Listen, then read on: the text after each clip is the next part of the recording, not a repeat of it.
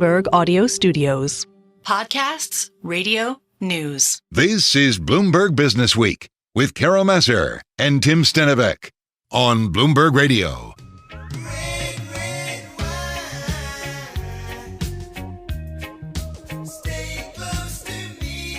Carol, do you ever think about maybe giving up that office job and Can't say all this the too trappings fast, of can I? I might get in trouble. stable life in the city or the suburbs and maybe Yes. moving to another country, doing something completely different, like starting a vineyard, starting a winery, making some rosé? Sounds like it would be a joy. Well, it's exactly what Stephen Cronk did. He, his wife Jeannie, and their 3 kids left South London and a career in telecommunications, at least for Stephen, during the financial crisis to move to a small village in the heart of Provence, despite not even speaking much French, to make some wine. Sounds magical, and that's exactly what they've been doing for the last decade plus. Stephen is owner of Maison Mirabeau. It's a winery in Provence that not only produces rosé, but also practices regenerative farming, which is something we've been talking about a lot lately. Stephen joining us right here in our Bloomberg Interactive Brokers studio. So delighted to have you. Thank you for coming in. That switch in career, had you been thinking about it for a long time? How hard was that? Yes, it was a slow burn. It took a long time to persuade my wife to sell the house, to take the children out of school, and move to the south of France. It actually took 10 years, and I've been talking about it for so long, and my friends were getting bored. And Like I had just do it or shut up. just do it or shut up. And I had this one friend came to see us from Switzerland, and he said, Stephen, you've been talking about this every time I come here, and he said, let's put some dates on the table. So in fact, we used to have a blackboard in our kitchen, and we said, okay, so when are you going to do this? And we sort of worked it back, and in the end, we ended up with a date of May 2006. And he took a photograph of that, and he went back to Switzerland, and in May 2006, he sent me that photograph and said, so where are you living now? And he knew where I was living. And I felt like that guy who was talking about it. So I went into action. I'd already kind of paid off most of the mortgage by then, because that was the only financing we had. Yeah. You're either born into this world or you buy into it, but we didn't have a huge amount of capital. I made enough to do that.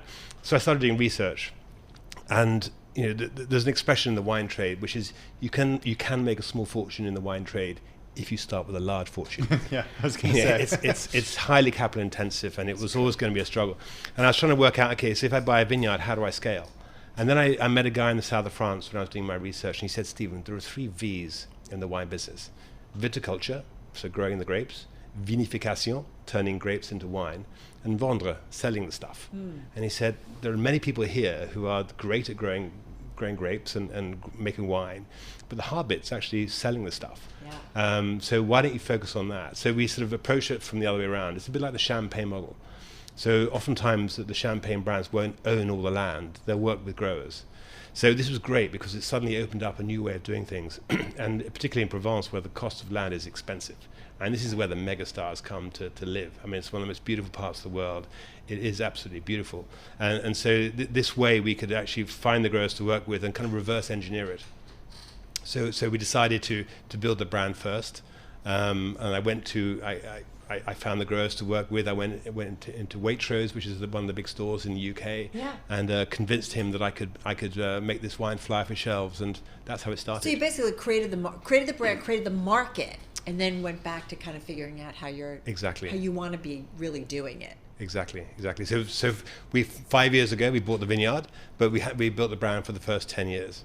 Stephen, talk to us about, you said you kind of worked a little bit backwards, developed the brand, developed the market for what you guys do, and then kind of went backwards. Regenerative farming, did you know you always wanted to do that? And how easy was that to do in making wine? No, I didn't know I was going to do it. When we bought the vineyard, I actually looked at 39 vineyards before we found the right one. I mean, it's inland from Saint-Tropez. It's surrounded by nature reserve. It's the most stunning parcel of land. But it had been farmed conventionally for 20 plus years. And when I say conventionally, I mean they spray it with everything. Yeah. And so the soil organic matter was nearly dead. I was going to say, wasn't it worn out? Yeah, it was worn out, completely depleted.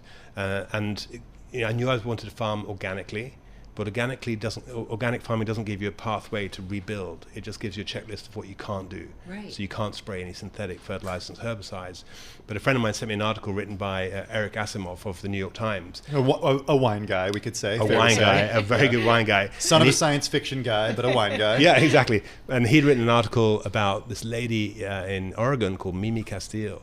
And she was farming regeneratively, and I'd seen in the article pictures of goats and chickens and sheep running around the vineyard, completely overgrown. And I thought, I want some of that. And the article talked about the fact that soil can rebuild, and so, yeah, I reached out to her. Does it make a big difference for the grapes?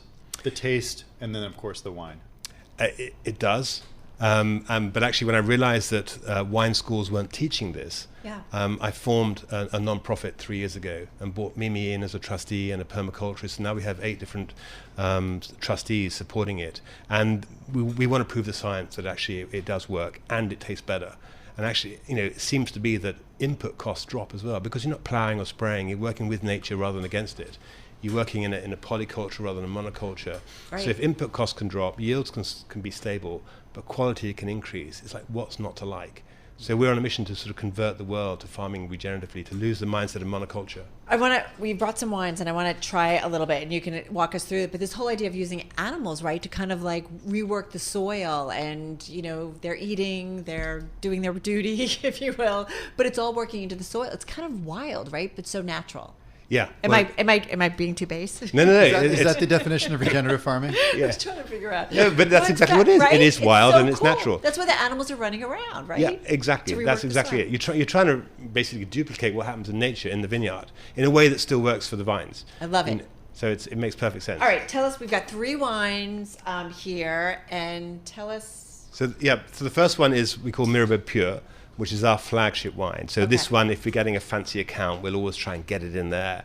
So I would say it's a classic Provence rosé. Yeah. One of the great things about Provence rosé is it's always dry. Mm-hmm. And that's one reason why people always go to Provence for their rosé wines. And it's also the only wine region in the world that focuses itself on rosé. So it's 91% of production is now rosé wine.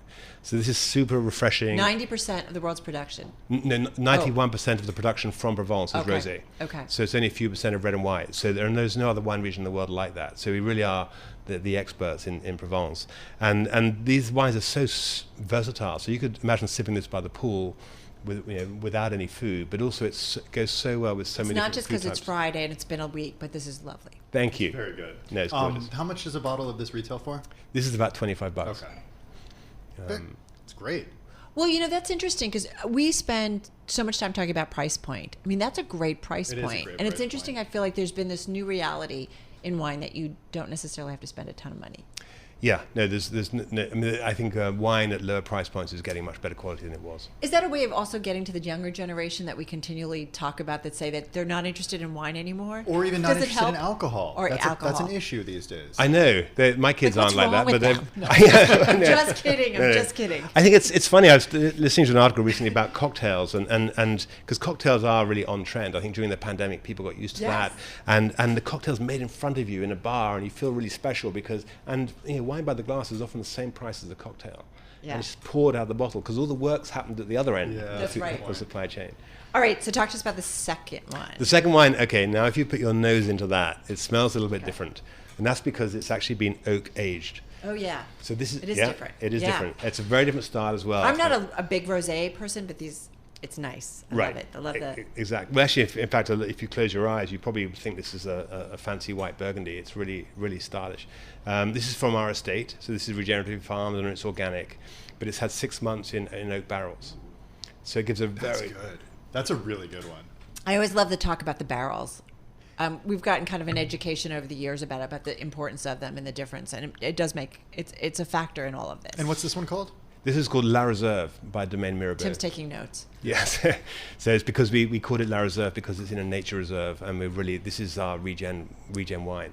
And we're certifying regen, and this is something that's very interesting. So if you want to put organic on the label, you have to be certified organic. Right, I understand. But now regenerative is becoming more and more popular. So people want to certify regenerative. This is what we talked about with the folks at Common Ground, where we talk about this movie kind of off air, this documentary. But this idea of like, I'm like, well, so how do I know when I'm buying something? And they're saying that there's a marks, there's a demarcation, if you will, or notification on if you buy some kind of produce or something that's bought that way. And so you guys are doing the same thing. Yeah, we're doing that, and I think more and more growers will do, because the supermarkets want to know if it's properly farmed regeneratively, if they're going to talk about it. But actually, that's really, I think the supermarkets are going to get behind regen now. You're going to see in the UK, some of the big supermarkets are really starting to talk about it. I'm going to say it feels a little bit like super dating. Not that I've ever done this, or speed dating, but it's it's speed drinking a little bit. But you're so kind walking us through it. So Stephen, we have one more because we want to get to this last one. This is not a wine. Before you take a big sip of it, no, I smelled it. So this is Mirabeau Riviera gin. Don't chug it, Carol. Yeah. I'm not a chugger anyway. Carol, Don't you know me? Yeah, I do. So this is a gin. It's a gin made from upcycled grape skins. But is that what gin is usually made of? No, Skins? gin is usually made from wheat or corn. So this is a grain base. That is interesting. And this is super smooth. So being made of grapes, it gives it a roundness on the palate. Right. That's 43% alcohol by volume. Yet it's so smooth. We keep a bottle in the freezer just to chuck into a martini when we fancy it. I need to keep just a bottle in the freezer. No, it's Do you have a freezer under your So- desk that we could use? So, do you plan to expand out the line more? Well, This seems like a lot. Yeah, no, it's a lot. I keep saying no more MPD. But then the What's MPD? New product development. Okay, sorry. okay. But then the market's changed. The young people who have going no and low alc is the big growth category. This one is normally no alcohol. Yeah, I mean, I'll take a sip of wine or two. But But not it's like really. as I've gotten older, I mean, I think a lot of my friends have done this. We just drink a lot less. Yeah. And It's that's a challenge, I think, for the industry. It is. The young aren't drinking as much. The older people are taking more care of their health. The WHO came out last year and said there's no safe amount of alcohol. It's like, oh my gosh, guys, come on. They're just wrong. Yeah. You know what they need? opinion. They need a drink. They need a drink. No, but it's interesting. Are you limited, though? We've only got about 30 seconds left. Are you limited by your land size of how much variety you can do, or no? No, because we're working with so many growers from around the region. So our wine estate represents a small part of what we do. So no, we can scale this business. All right, Stephen, I'm just going to say it.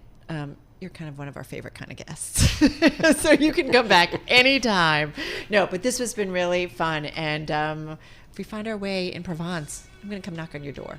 You must do that. Okay, just warn the Let's wife. do a remote. We'll do a remote from there. That would sounds be great. really lovely. Stephen, thank you. Thank you So very much. appreciate it. Stephen Cronk, founder and CEO of Maison Mirabeau, joining us here in studio. This is Bloomberg.